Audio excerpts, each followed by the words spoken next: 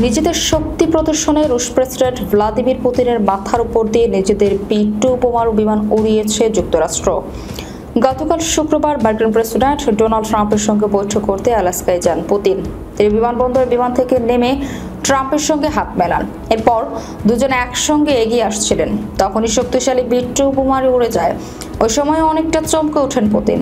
তিনি শব্দ শুনে আকাশের দিকে তাকান। B-2 বোমারু যুক্তরাষ্ট্রের অন্যতম শক্তিশালী যুদ্ধ বিমান। এটি অন্য দেশের প্রতিরক্ষা ব্যবস্থা সহজে ভেদ করতে পারে। চলতি বছরের জুনে ইরানের ফর্দ সহ অন্যান্য পরমাণু কেন্দ্রে হামলায় যুক্তরাষ্ট্র বিমান ব্যবহার করে। 22 সেকেন্ডের একটি ভাইরাল ভিডিওতে দেখা যাচ্ছে দুই প্রেসিডেন্ট লাল কার্পেটের উপর হেঁটে একটি স্টেজের দিকে আসছেন। B-2 বোমারুর সঙ্গে অন্য আরও যেসব বিমান উড়ে আসছে সেগুলো যাওয়ার সময় পুতিন উপরের দিকে ফিরে তাকান। B-2 বোমারু বিমান আকাশে জ্বালানি দিতে পারে। এর ফলে এটি বিশ্বের যে কোনো জায়গায় আঘাত হানতে সক্ষম।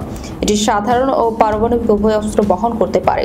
এটি একসঙ্গে 16টি B-83 পারমাণবিক বোমা বহন করে উঠতে পারে।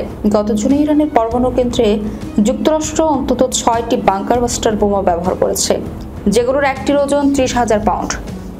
বিমানটিতে দুজন পাইলট থাকলেও এটির বেশিরভাগ কার্যক্রম চলে স্বয়ংক্রিয়ভাবে।